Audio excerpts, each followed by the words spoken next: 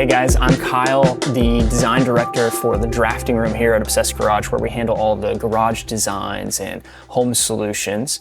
And today I'm going to walk you through another garage. This one's pretty cool. It's a little different. It's from a client of ours named Bruce, who happens to have a subterranean garage. So he is building himself a bat cave. Very fitting, I think. It's kind of funny. And you'll see when we go through this, he's got a couple little, well, one feature that I think is really cool, bat cave specific. But this garage is just really unique.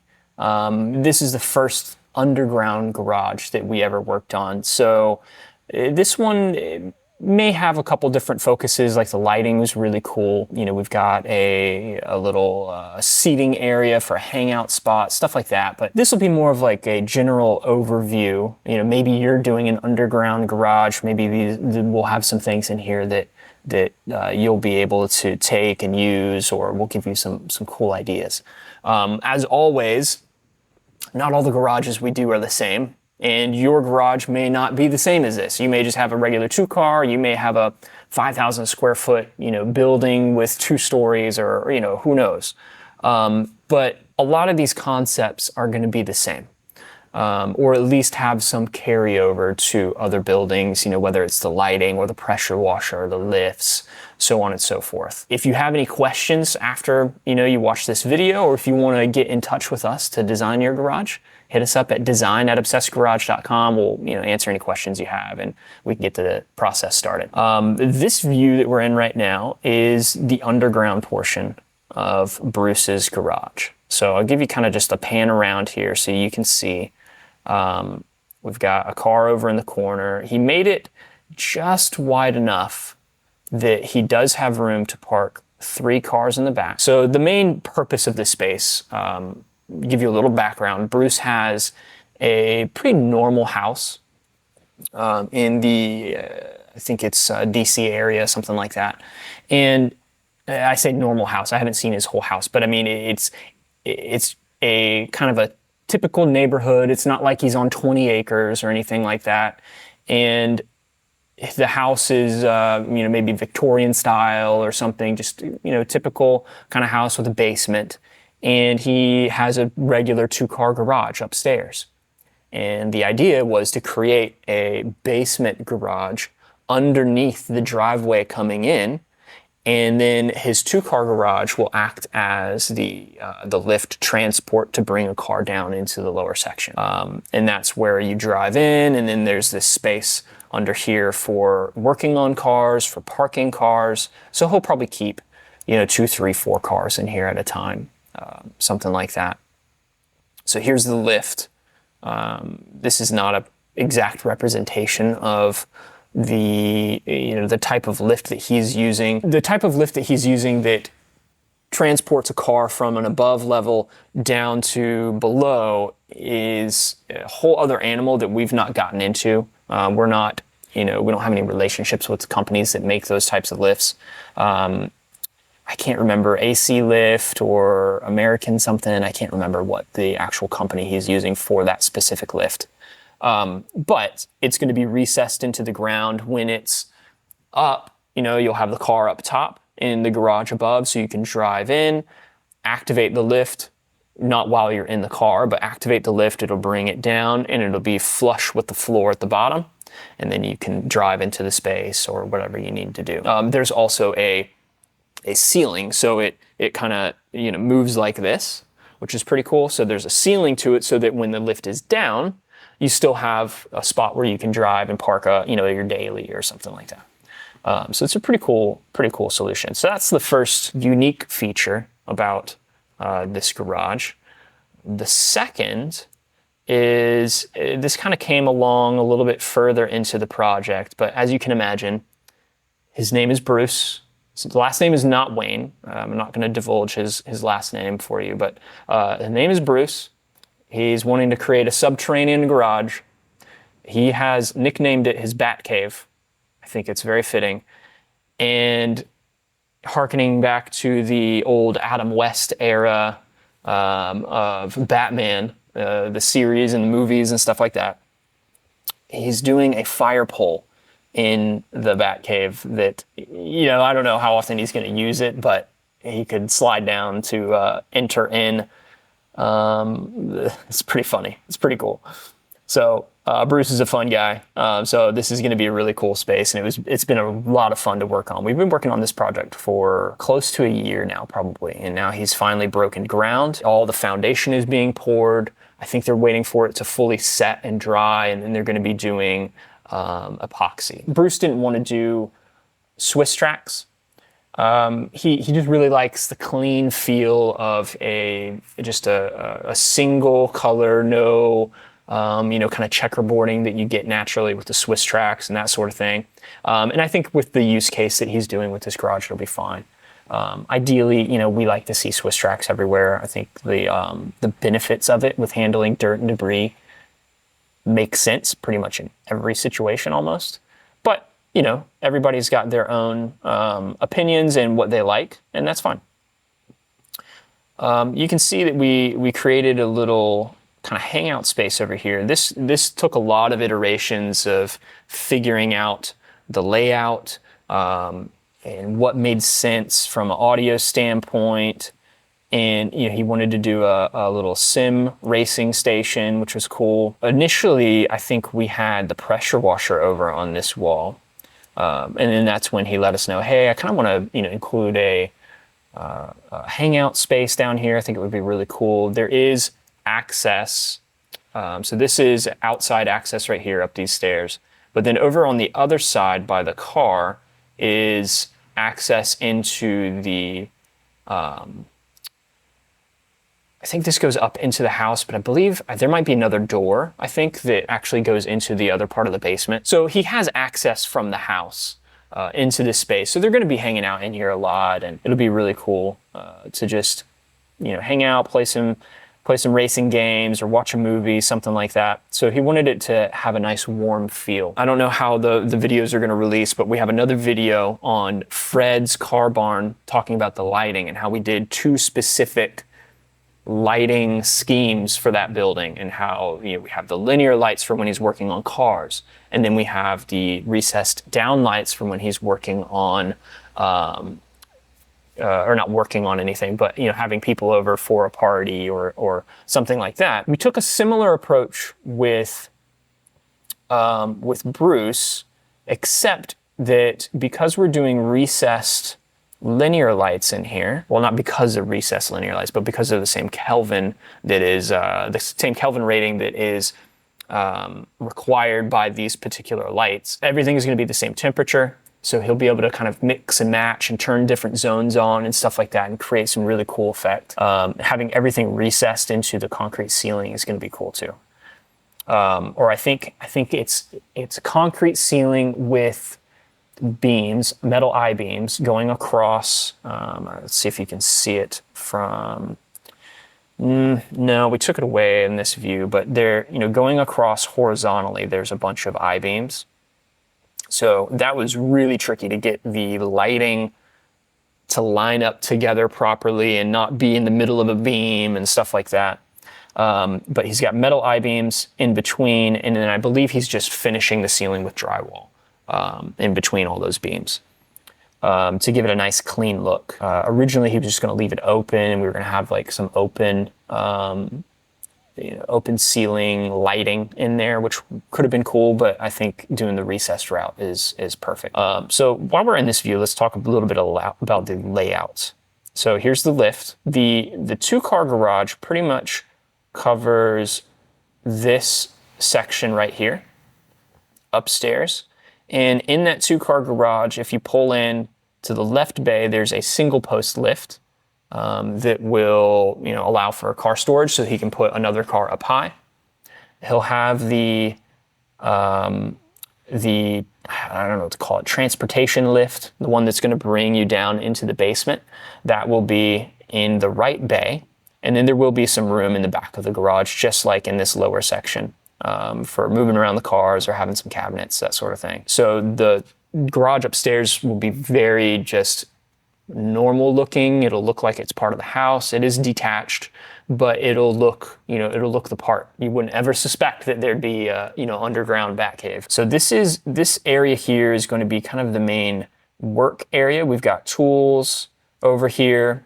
So this will be kind of like his workshop, when he wants to use a worktop and maybe have the orange vise or something like that on it. We did under cabinet lighting with all of these. There's no lockers here. We're really tight on space because of the stairs that are coming down and everything else that's going on mechanically wise in this area. There's not a lot of space to be able to do cabinets. We didn't do an L because in certain areas where you just have a small wall like this, it actually makes more sense to just carry the straight array all the way over to the wall and not do an L, because you end up losing out on some storage, not storage capacity, but doing the corner in a small area, it really limits your usable storage that you're going to be using every day. So it makes more sense, I think, to just do a straight array like this. Under cabinet lighting, which will be good. And then the other work area is going to be in this middle section. So this is going to be a wash bay. The reason we haven't supplied any of the lifts for Bruce yet is because he spec'd all of the lift stuff out prior to reaching out to us. So he had already purchased a lot of that, year in advance or whatever it was. So this recessed lift here in the middle is a bend pack, which, we don't offer on our site, but if for some reason a noose bomb doesn't meet the parameters of what you need and you really want one of the noose bomb scissor lifts, just reach out. We can order it for you. We have the full access to the noose bomb library, or the bend pack library. So he did a bend pack recess lift here. He included drains into the pits and everything. And I believe he made it so that, I don't know if they galvanized it for him or what their process was, but his purpose for this lift is to be able to wash in this spot. So he's got drains and everything in this area. And this will be, really the wash bay. Because of the low ceilings, we didn't do a boom pole. It just made more sense to just stick with the nice simple hose reel, and that'll be, pretty good. So we had the pressure washer over here, some shelving for, press-all bottles and stuff like that. These are the lift controls, or at least a placeholder. We've got hose reels on either side here, so you can access, both sides of the car, as well as send power and air down to the parking spots down here. This area back here, just like I talked about earlier, is the parking area for storing cars and so on and so forth. We did spec out for Bruce these 3 little metal floor boxes. It's not a thing that we provide. We don't have a solution for that, but we did some Googling and figured out a decent solution for that. That he'll be able to pursue on his own, or his contractor will be able to find, at least just to show, hey, if you're going to be doing some chargers, some battery tenders, it might make sense to be able to have a nice box in the ground. That way you can hide everything away when you're not using it, and have enough room to where the battery tender itself can sit in the box in the ground, and then you just have a single cord coming up to the car. Now it depends on which car he's driving and where the battery connections are and stuff like that. But we went ahead and just put them all in the front area right here. If you were backing a car in, we spec'd out electrical, several different places for him based on what his architect was needing and what they were planning on doing. The last area is. Well, actually, first let's talk about the compressor. So we did a little compressor setup in this alcove. I believe he's going to have like a water heater over here as well, or some other type of mechanical item. The crazy pole, the fireman's pole, is going to be over in this corner. And then with the vertical compressor, we had enough room to be able to put that right there, along with some hose reels. So that'll be able to, give access for this area. Last little area that we kind of already talked about a little bit before is the hangout spot. This was something that was really important to Bruce, and I think it turned out really well. It's obviously pretty tight, However, if you don't have a car on this lift, you could back those chairs up pretty easily. I'm not sure if he's going to do a couch or chairs. We don't provide any of those solutions. So this is really just a placeholder for him to say, hey, you're going to have a hangout spot here. This is what it could look like. So while we don't provide those solutions, when it makes sense in a certain garage that we're spending a lot of time on designing and presenting screenshots and ideas and stuff like that, we will include stuff like this so that way the space looks complete and will really it gives Bruce and it gives our clients the ideas of, okay, this is how the space is going to look, so that they know how the cabinets are going to interact and how the lift is going to interact and stuff like that. Prevost, we did Prevost all the way throughout. Had to go around all the corners and everything to get over to where we needed to be. It didn't really make sense to do a loop in here just because of the low ceilings, and it would have been pretty difficult to do. So if he's got one of his buddies or sons working on, maybe using the air reel over here at this side, and he's trying to use this one over here, he's not going to get as much output from that one at the very end. But having two people using the reels at the same time is probably going to be pretty rare, honestly. So it's probably not going to be too much of an issue. Typically in a larger space, you would want to do a loop, so that way the air distribution and pressure and CFM at every point is going to be as close to the same as you can get.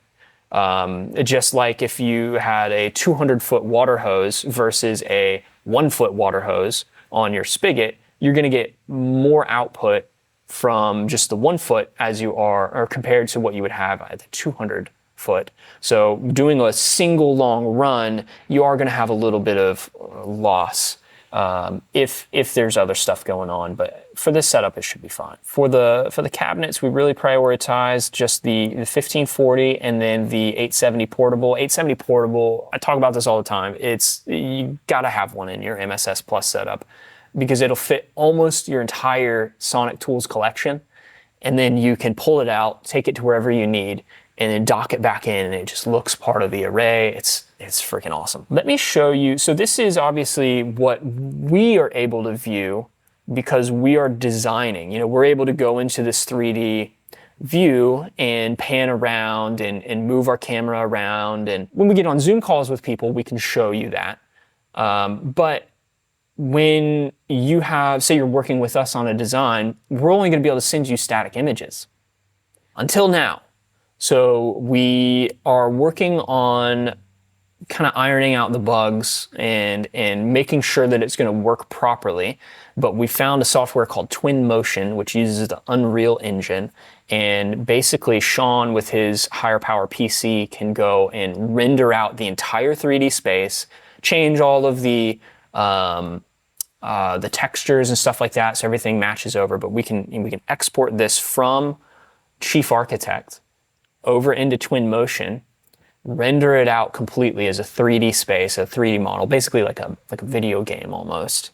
And then eventually, we're not there yet, but eventually we'll be able to share that with our clients so that they can actually go into the space and walk around. It's been phenomenal to be able to share these photos, share stills and screenshots and renders and stuff like that of this stuff, and especially with how detailed some of our CAD files are getting and all of that. It's been really good and really beneficial, and I think it's been good for you guys to be able to see the video side of this and see us walking around in the space, so to speak. But being able to do that on your own, on your own computer, I think is pretty cool. So this is the same space, but built out and rendered in Twinmotion. You can see the color temperature's kind of funky and stuff. We're still working on figuring out all the options and that sort of thing, but I wanted to be able to show you this as we're getting into it. This one might be a little choppy because of all the lighting and because of all the CAD files that are in here, but we'll see if we can get it to work okay. All right, so here's the Twinmotion software. It just goes through your browser. We send you like a link to log in and a password to be able to get into the presentation, they call it. But it's pretty cool because you will be able to walk around the space, so to speak, yourself and pan around and look at different things. You can, walk up to the pressure washer install and, look at that. So even, maybe, there's something that your contractor or architect wants to see in more detail or something like that, or see how something interacts that they can't get from the still image. They'll be able to go into this and check it out, which will be really cool. So we're excited to be able to provide this soon as one of our deliverables. So, I've talked about that a lot, where you get the design proposal. Well, first you get the product brochure, which is kind of just a cool looking document that shows all the different products that we do with design. Design proposal, the technical drawings, invoices, of course, are kind of a deliverable, your bill of materials. We really haven't totally initiated the photo book yet. Still working on that to make sure that we have our process right for being able to do that for every client. But this is something that I think we could definitely knock out for pretty much everybody once we really figure out some of the fine-tuning settings and stuff like that. So this will be really cool to be able to get in and you kind of mess around and walk through your space and look at different things yourself. So I'm super excited about this. I think it's going to be really cool. It is cool to see how like the lighting is and that sort of thing. It's not going to be exact, obviously, with the lighting, photometrics and stuff like that of what we're actually putting into the space or speccing out. But eventually, I think we'll be able to get it pretty much right on. Last thing I want to talk about real quick. Talk about lighting a lot lately. We did with Fred's Garage. This one's a little different in that we are doing recessed can lights and recessed linear fixtures, but this one is all going to work together. So he'll be able to set up different zones, and if he wants to be working on his cars and have the linear lights on, he could also have maybe in the show area have just the perimeter can lights on. So he's got several different ways that he'll be able to do this. And we actually created a document. And if you need help with zoning and we're not doing 37 different switches like it would have been with Fred's Garage, or if we can just do it via an app or something like that. If you need help figuring out zoning, we can help you with that. Here's the proposal we put together for the lighting plan for Fred's Garage. So in this view, you can see the beams that are going across and how we had to kind of fight to make sure that we were not, putting a light in the beam or anything like that. When it comes time for the actual builders to install these lights, they may have to move things around a little bit. We'll see how it really works out. But we tried to spec this out as accurate as we could. With Bruce, we're doing the Lutron scene switches. So that way he can have as few switches as possible. He'll still be able to use an app if he wants to. But this will allow him to just have, I think, 1, 2, 3, 4 switches. Maybe 4 or 5 switches. So that's like the max, like I talked about. That's the max that you want to do. So the first one is a scene switch that is very kind of general. So this is the, if he's wanting, the blue signifies if he's wanting to detail. We've got all the linear lights in this section on, and then just kind of ambient with the can lights throughout. And we can, set the brightness of those with the dimming to whatever preset makes sense. This way, all the cool cars over here that are going to be parked are going to be highlighted. It's got some lighting over in the workbench area, in the hangout area, just to, provide some light. But all the main focus is the detail bay. Full shop is if you're going to be in this area focused on cars, working on your workbench, detailing, so on and so forth. All the linear lights are on in the entire shop area, and then you have just the spots over by the cars. Mix is just like it says, so you have full linear lights for the shop area, and then a perimeter section of lights here that'll add a really cool effect for the interior of the space while he's working in the shop or working on a car on the lift or something like that.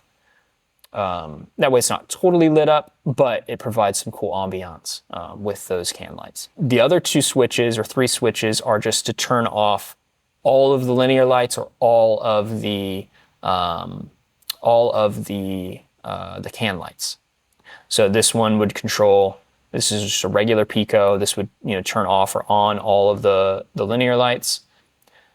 This one will turn off or on all of the DMF DRD2 can lights, except for these few perimeter ones. And then this last one would be for the perimeter lights here. So those are the DRD4s that are adjustable. So those will be aimed more at the wall so that he can highlight different art or be aimed right at the cars. So trying to detail it out as much as we can, make it as simple as possible. It took a little while to figure out, all right, which different scenes do we want to do here with this setup. The nice thing with all of his lights being the same color temperature is that he can have any or all of them on at the same time and it'll all look awesome. The recessed linear lights, that's not something we show on our store, but those are the Cree stylus fixtures. We've had some weirdness ordering those for a couple clients. So we're probably going to be moving to a different recessed light from Utopia Lighting with their cube light, which is kind of the same idea, still 90 plus CRI, has a few more color options for output. So we're working with another client to design some really cool lighting for his place, for his garage. So we'll see how that works out. I think it'll be really good. I know they're high quality. And I think the ordering process and everything is going to be a little bit better with those. What we found out with the Cree stylus lights is Cree themselves are not actually manufacturing those. That it's another third party that they contract with in the US that builds those, and we just didn't know that. So it kind of created some complications with a couple of our orders. Probably we'll be doing the cube lights going forward for recessed linears. So this is pretty much everything I wanted to show with Bruce's garage. Again, this is more just me showing different aspects of the build. Some of the things that we had to think about, like the cabinet placement and making sure that we had enough cabinets for the space for what he's going to be working on, and we didn't do an L array or anything like that. And really, having enough room for the hangout space and, okay, what do we need to take into consideration with having the wash bay with a lift and that sort of thing. So I think this is a really cool garage. Like I said, he's in the process of getting all the concrete work done right now. They do have a structure over the top. And I believe they started to pour that concrete while the other concrete underneath is all drying and everything. So hopefully within the next few months, this stuff will really start to come together. And we'll get some after footage or some photos from Bruce. Maybe we'll post them on social media. Or maybe we'll do another video or go up there if we're ever in that area and do some filming on Bruce's garage, which would be really cool. Hopefully you guys got some good stuff out of this. This is a little bit shorter one than my normal super long walkthroughs. But again, super cool garage. I just wanted to be able to share this one with you because it's been such a fun project to work on. If you've got a cool garage that you want us to help with, or just a basic 2-car or 1-car or something like that, love to help you out. Reach out to us at design@obsessedgarage.com. Me and my team will be able to get you all sorted out with everything you need to know and all the products that you need for that space. I'll see you guys next time.